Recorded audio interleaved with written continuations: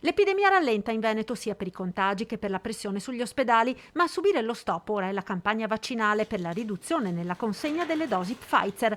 Il Veneto, tra le regioni più penalizzate, con un meno 53%, chiede che almeno il taglio sia orizzontale tra le regioni, riequilibrando con la fornitura della prossima settimana.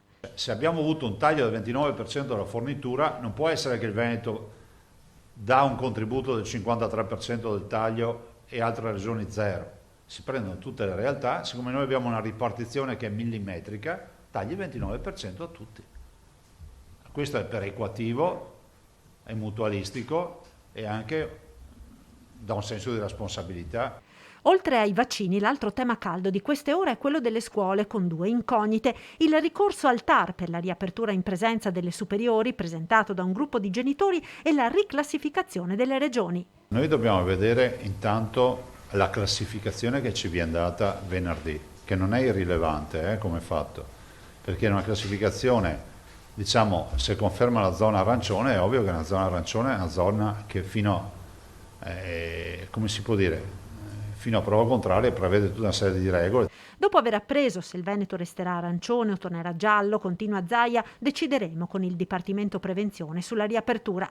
Poi c'è la questione del ricorso al TAR. Io non mi esprimo, ho il massimo rispetto del giudice amministrativo.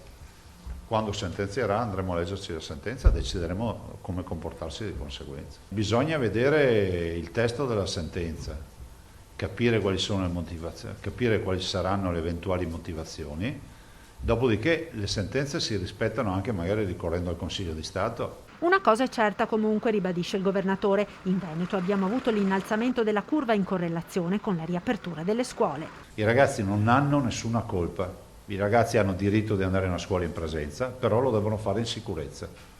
Oggi, a nostro avviso, la sicurezza non è totale. Infine, non è mancata nel punto stampa odierno la polemica politica in relazione alla crisi di governo. Difficile governare con questi numeri, ha detto Zaia, lanciando una frecciata al Premier sul tema dell'autonomia. Il titolo quinto va rivisto, va tolte tutte le competenze allo Stato, perché è giusto che le regioni abbiano la loro autonomia. I paesi che funzionano hanno scelto di dare la competenza ai territori.